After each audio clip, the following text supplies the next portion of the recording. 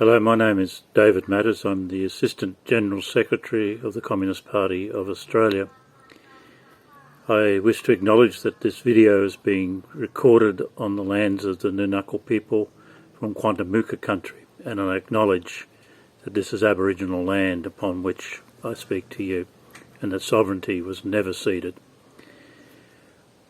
I have been authorised and privileged to provide a greeting from the Communist Party of Australia and its Central Committee to your gathering, and I wish you every success in your deliberations. I myself have travelled to China extensively in the last 15 years and have been to many parts of China and witnessed your magnificent country and the achievements of your party and its leadership of the Chinese people.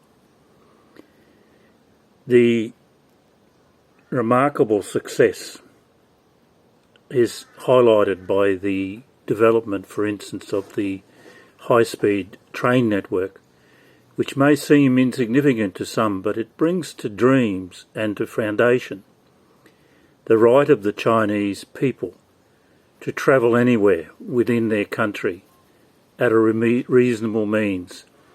It enlivens the dream. That was Marx and Engels who talked about the reduction of the distance between town and country and ending the disparity of those living in rural areas with their poverty, their lack of access to culture, their lack of access to education.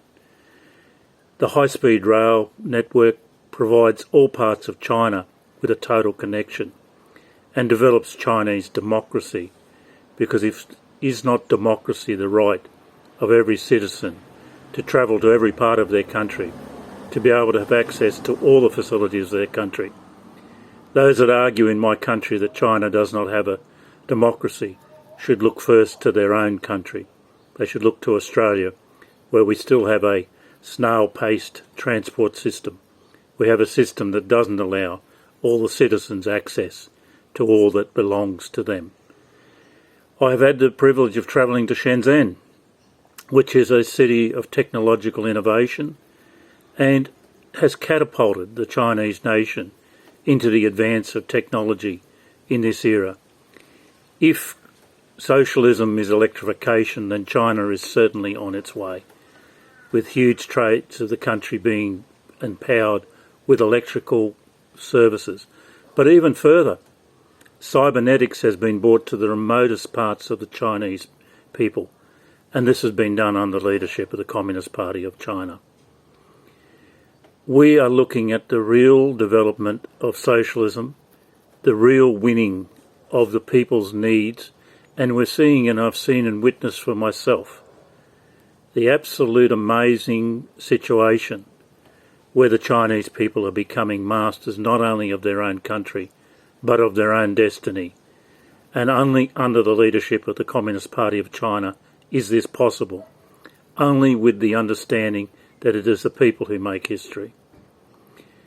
We in Australia have gone into a darkish age where extreme rightist forces are dominating our political life, where the organisation of working people has been driven backwards to the level that workers are not actually operating fully as a class for themselves. Therefore, they're not operating in their true historical perspective of leading people towards liberation. In that climate, hostilities are being developed to try to reverse the course of history. I do not believe that it is possible for these reactionaries that are currently in power within Australia, who are currently prevailing and trying to preach war and not peace, who are attempting to vilify the achievements of the Chinese people. I do not believe it's possible for them to continue with their lie and with their persistence. We have to stand together as comrades. We have to stand together with courage, not to be intimidated out of friendship with the Chinese people, not to be intimidated out of support for the Communist Party of China, not to be intimidated out of a struggle for a better life for all, and for us to share a common destiny of a common prosperity. The aspect of war is not the way forward. War does not deliver peace.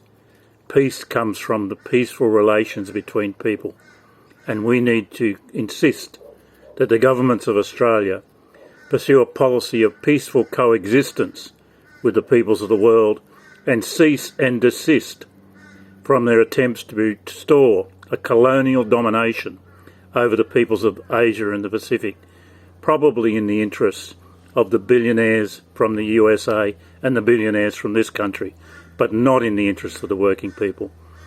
I wish you great success, and I feel confident and comfortable with the fact that you exist in this world and that you are holding your deliberations. Thank you very much for the privilege, comrades.